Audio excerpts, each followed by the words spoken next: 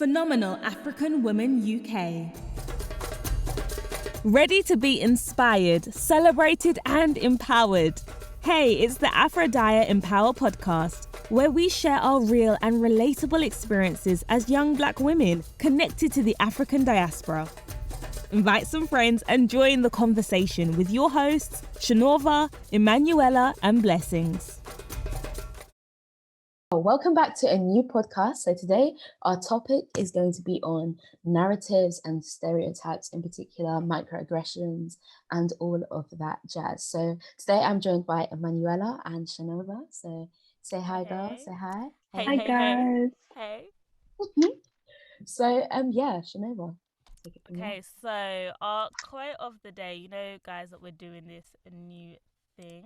Cool. So our quote of the day is from Brene Brown, and it is: daring greatly means the courage to be vulnerable. It means to show up and be seen, to ask for what you need, to talk about how you're feeling, and to have the hard conversations. And today we are having a hard conversation, so we thought it works very well. And on to Emmanuella. Hey guys, so today we will be talking about our experiences and just the narrative surrounding Black girls and just being Black in general. A term that we are going to come across a lot is microaggressions, and I thought it would be very useful just to give a quick definition for anyone that doesn't know what that means. So microaggressions are indirect or subtle discrimination against members of a marginalized group. So keyword in subtle. Okay, so it might be regarded as an incident, but yeah, it's just a statement or an action that is indirect. So yeah.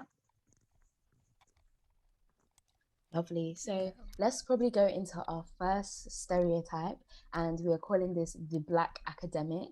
So first of all, what does that even mean to you guys? Like, whoever wants to start, I don't mind starting. Shernorva did that face. Go ahead. Yeah, I mean, so should we define what they think the Black academic looks like? Yeah, go ahead.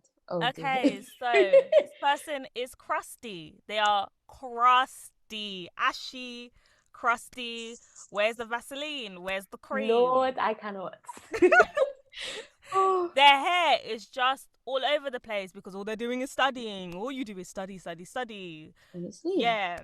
And they have no friends because, again, all they do is study. And we're fed up of this. And this is not us saying that if this is your life that we're cancelling you or anything like that. Not at all. You do you. But not everyone is doing this. Exactly. And I think that's what we really want to highlight today, that you don't have to fit that particular stereotype, that you can be an academic and Black, and you don't have to fit into a particular stereotype, basically. So I think, what do you think, Emmanuella? Do you agree with Shernorva? Disagree? I think I completely understand what you mean by the Black academic. I think there's so much of just being Black in general, there are always restricted images of what being Black is. So what does the typical Black girl look like? What the typical Black boy is like? What are typical interests of Black people? And that's just how stereotyping works. And I think this image of the Black academic, or what an academic looks like, has really prevented some from really entering the spaces of academia and really owning their interest in like studies. And let's say for a Black girl wants to study classics or foreign languages, it's seen as like a shock or you know, something that she might not be really into. So I think with just everything else, we really have to challenge what that looks like. And just kind of just own our interests and own what we like. I know I had a friend who was studying geography, and a lot of people were like, a Black girl studying geography, what are you going to do with geography? And she really struggled with like just really accepting that subject, and you know, something that she's applied for, wrote a personal statement about, was really passionate about. Now it's being like ridiculed. So again, I would just say, just own what you like. There's no one perception or image of a black girl. Sorry. So yeah.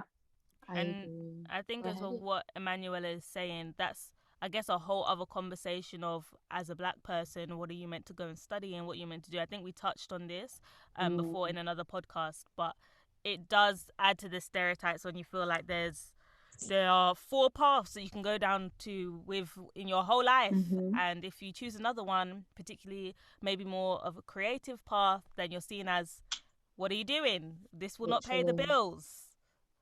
Do you think that comes from like a mindset of like, what's it called? Is it hand to mouth? Where you have to like, you Mm-hmm. live hand to mouth, like you can't progress further than that. Like it's just you have Mm-hmm. to meet what you have to do for the day. But anyway, that's another topic. And yeah, I really agree with what you guys have said about the whole black academic thing. And I think what you said, Emmanuel, about the individuality of like a person, making sure that you are yourself, like you continue to follow your passions regardless of what people think that black academic looks like. And I think the real way to combat that is through representation, in the sense that showing people that you can be passionate about, you can have like these strong academic passions, but also like other things too. You can like, I don't know, certain types of music or certain types of sport or different activities, but also really like your academics. You don't have to fit into this person that has no friends or is one type of way. So I think it goes through Yeah. representation. Yeah, yeah, and I agree as well. Like I saw, there's kind of been this picture going around on social media. I saw on LinkedIn and on Facebook of this black woman who has like shaved sides and like colorful, like black and colorful kind of mohawk in the middle, and they will like show your kids that this is what a scientist looks like. And she's like in her lab coat with like her science things, and I agree. It's not just, okay, let's show a black person who looks this specific way, or even people of color just in general who looks this specific way, like they have to look like an academic or look like a medic as well. They can have fun. They can enjoy clothing and being like really girly, or they can be more tomboyish, but like we do need to see that. Like we need to see that in the narrative when they're invited on TV. We also need to see other scientists or other people in, I'm trying to think of another subject, or other accountants who look like, oh my days, these are people from different walks of life. And I think we do see that when it comes to Caucasian people. Like nowadays you see people who maybe have more tattoos, or their hair is a different style to what is normal. But even then, I think just in general, people do not like having people on TV who do not look a certain way. So that does need to be broken. Do you know what? It just reminded me. I was watching this like short clip by Ngozi Chimamanda. I hope I said her name right. But she was saying about how she doesn't think that Barack Obama would have won his presidency if Michelle Obama's hair wasn't, you know how her hair's like Right. straightened in that certain way. And she says that, and she was saying that basically Michelle Obama, and it wasn't like a bash against them, but she was saying that she fits that typical like black woman on TV kind of look, and with the straightened hair and stuff. So what do you guys think about that? Do you think that it has advantages? I don't know. Yeah. What's your thoughts about that? I think when it comes to hair, I think for so long, like black hair has, again, like everything else to do with being black, has been separated in terms of what is professional hair, what is non-professional hair. And professional hair tends to lean more towards, being straight, being cut, being, sleek and flat. And that's I'm not saying that all black hair are the same, but black hair is thick, it's up, it's in an afro, it's not flat necessarily. Not saying that other black people don't have flat hair, but what we know is that we have, our hair goes against everything that's straight and flat. I think this is also being challenged about what is professional hair in the workspace. I know there's been a couple of campaigns when it comes to dreads, men wearing dreads, women wearing dreads, wearing an afro to work. When it comes to braids, how long can I have my braids? Can I put colors in them? So I think all of that is really, especially now, is being challenged, especially by our generation. So Yeah. And I think, like, linking to Emmanuel's, I remember when I became head girl, saying to the girls earlier on that, like, I had, like, my hair was kind of like this orangey color, and it was like shaved down the sides. I had this mohawk, I had my white glasses, and I was like, look, you accept me like this or you don't accept me at all.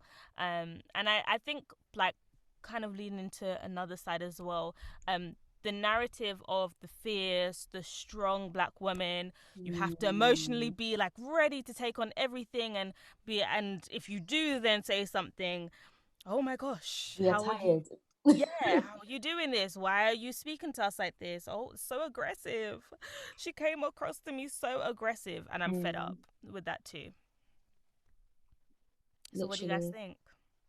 I think it's a bit cringy, straight up, because I don't know what it is, but it just makes me cringe when you see on TV like black women or just people, leaders in society, going, oh, you fierce strong black women, like using those type of adjectives. And I can't lie, it makes me a bit uncomfortable, because it's like, why do I have to be always fierce and strong? And I think it makes us think that we don't have struggles, in the sense that people don't deal with mental health. And I think that also shows why we have issues in the black community with understanding mental health, because in society these adjectives are like projected on us as if we're fierce, we're strong. So in everyone's mind, it's like, okay, so to be that black woman, you have to be fierce, you have to be strong. So if you're struggling with mental health, you're thinking, is something wrong with me? Like, where do I get help? Like, you're not being heard in that sense. So I think it's actually dangerous, as it allows people to feel like, oh, I can't really express my emotions or how I really feel. So that's what I think. And I'm just gonna quickly jump in as well. I agree with you, Blessings, because I think there are times when I've closed my mouth and stopped myself, because I'm like, okay, when I say this, even though it's my truth, am I going to be labeled and stereotyped? And actually, by doing that, the truth doesn't get to come out.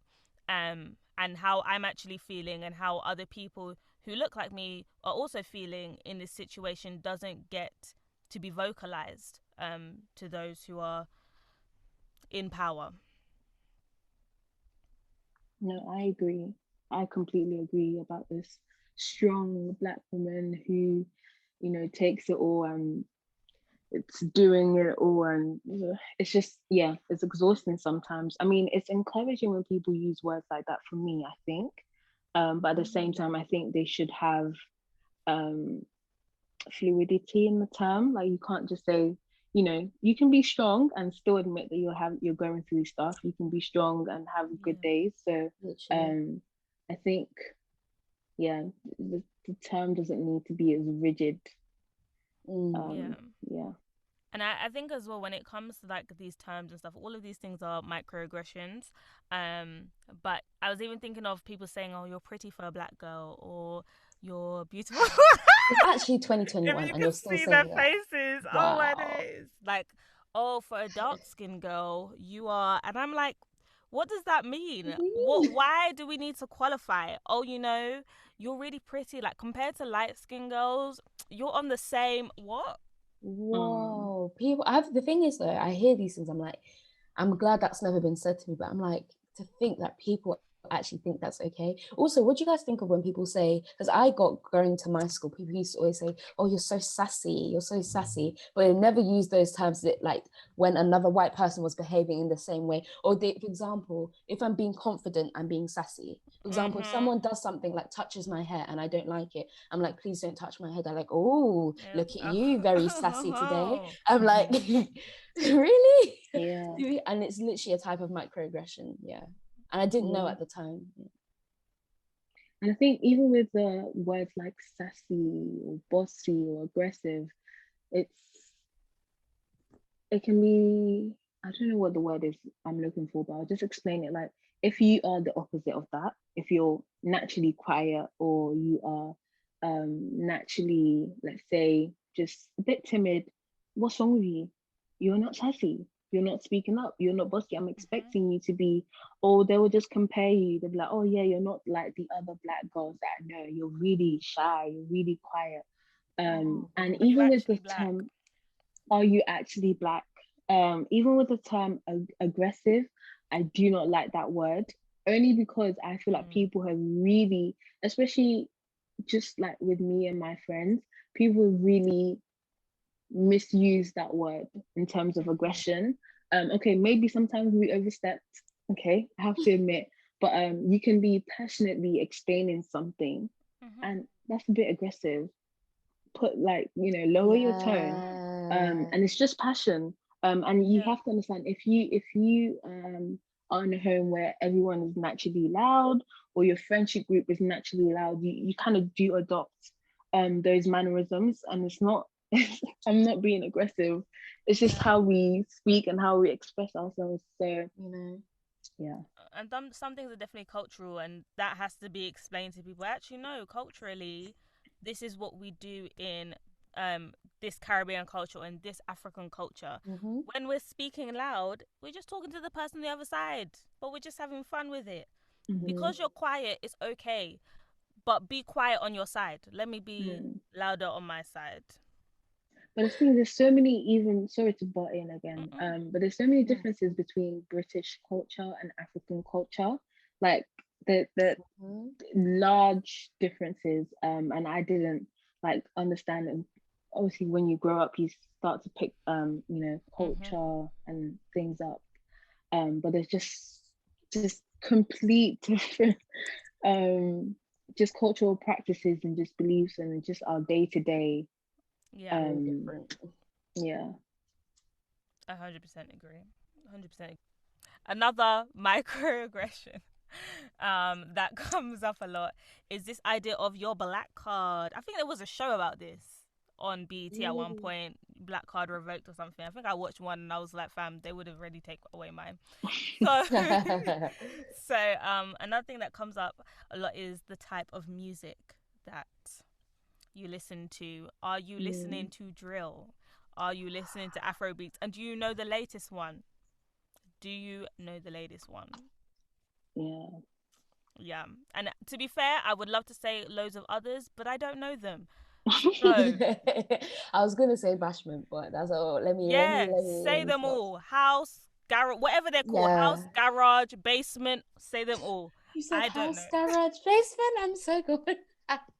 No, but seriously, like definitely types of music. Like I was sharing with the girls earlier about how I was in my school is predominantly white, but then there's those white people that know songs that a lot of black people listen to. Let's put it like that. So when you don't know that song, they're like, what? How do you not know that? You're supposed to know that. So as if like my blackness is defined by a type of music or something. And it's like, really? So it's just really annoying how people are so closed-minded on what like a black person should listen to, or how they should dress, or what they should do. I think it links to so many other things in, hair, dressing style, so many other things. But it's just, I find it really frustrating when people get, oh, you don't listen to that?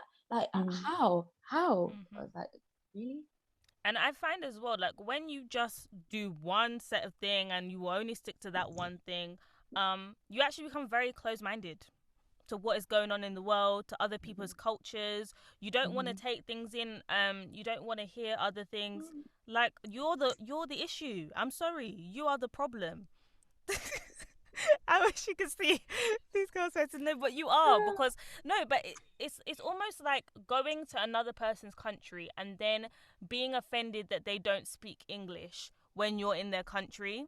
Wow, that is like very loud. It's similar to that. Like when I go abroad, I'm telling you, I'm learning hello, and that's probably about it and stuff. If I've studied a little bit, I'll try my best. But I'm also respectful of the fact that I don't know your language, and I'll be like, do you speak English? If not, then we do some hand signals and we try and work something out. But I am the one who I guess technically is in the wrong because I don't know the language and I'm in your country. You should not be acting as if because I'm English, because I know English.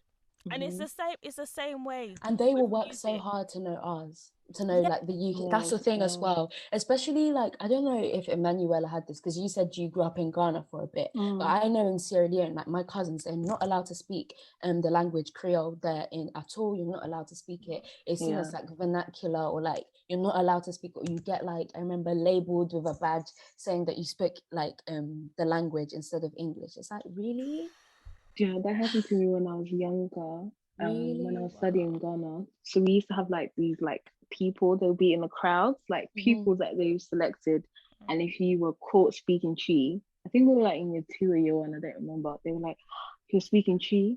And then they will like take you to the teacher and they're like, she was speaking Chi on the playground. So yeah, I get what you mean. Trying to obtain the English language. Yeah. And I think it's the same thing with music as well. Like, I think black people do get looked down upon, like, oh, you know, like, yes, I know Nessun Dorma, leave me alone, okay? I know that Pavarotti sang it and it sounds decent, okay? Yes, I like musical theatre as well. There's some songs I'm like, yes, Defying Gravity, it does bang.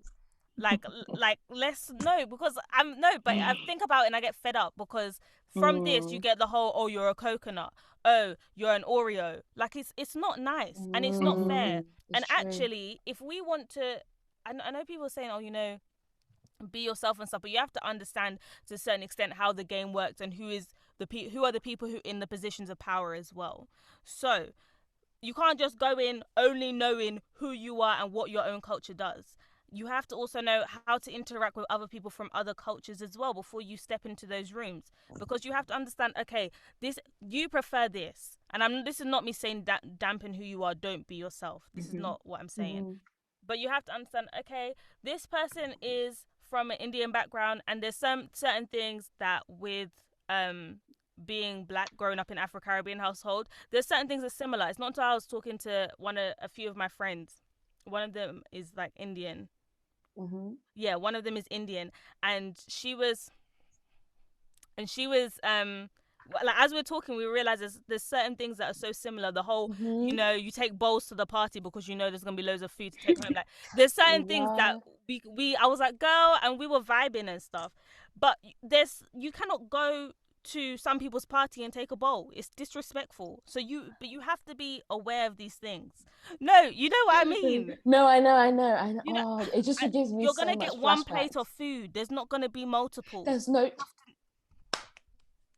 It's because we overdo it sometimes. Why is it every time like 4th round, 5th round? So there's times where I've had takeaway where it's been in the fridge for like how many days? Oh goodness. From Auntie so and so's party. Yeah. It's yes. And even take that at the day You're sick of rice. You've had rice for 5 days. The same tasting jollof. Oh my god. But yeah, I don't know if you guys have anything else to say, but I would say let's just go into like what we could take away from this, because you know we said a lot and shared our opinions and stuff. So like, what would be the first thing you would say, Shernorva, that someone should take away? I would say be yourself, which sounds like a complete contradiction to what I was just saying, but it's not, because I think there is a place for us to stand in our own power and stand in our blackness and stand in our culture, and even it's not just our culture, I guess it's like our subculture as well, because when you grow up in the UK and you have the British culture, it's like its own like little thing as well. But stand in who you are and stand in your power, be who you are, dress and step into your place, dress and step into the place like you would. I don't feel like, oh, I can't wear my African outfit to this work party. Wear your African outfit and look fly, you know, and look fly. But yeah, that would be my main thing. Be yourself. Emmanuella, what do you think? Don't be afraid to challenge things, in terms of if someone says something or like a microaggression that you noticed. It's not just for you, it's for the next black person or the next Asian person or the next ethnic minority that they see. If you notice it, and if you know, bold enough, just be like, what did you mean by that? Because you're educating them. Exactly. You're giving clarity, or you're really stopping something that, you know, perhaps they've been doing for a long time, you know, a belief that they've been carrying around with them for a long time. So don't be afraid to challenge in a polite manner. Don't be like, what did you mean to this? In a polite manner. Just really challenge any microaggressions that you notice. Literally, I agree with those points, guys. Thank you. And also, I would say definitely just find what you like. And it links to the one about being yourself. I just think, like, don't feel that you have to conform to that stereotype of, we've mentioned the Black academic, we've mentioned the type of things that a Black person listens to. Find what you like and do what you like. And yeah, be happy doing it. So don't feel like, oh, I have to fit a certain way. And obviously there are times where, like Shernorva mentioned, where you need to understand the environment that you're in. And so, you know, even with workplaces, sometimes you first of all start with the way they expect, but the minute that you're doing your job and you're doing what they expect, they sometimes allow you to relax and do what you like would prefer to wear or prefer to do at the workplace. So I would say, yeah, that's all our 3 things to take away. Yes. So thank you all so much. We love you all. Like, I We genuinely love mean that you. from the bottom of my heart Oh, they can't and the see bottom my of heart. our hearts. Yeah. One day you'll see our hearts. Maybe one day, guys. One day. But yeah, we just want to say thank you so much for joining us on this other podcast, speaking about narratives and stereotypes and microaggressions. And we will see you all next time. So bye. Okay. We're really glad you joined us today. Check us out on Instagram, Afrodias, and comment on today's podcast post. Don't forget, be phenomenal.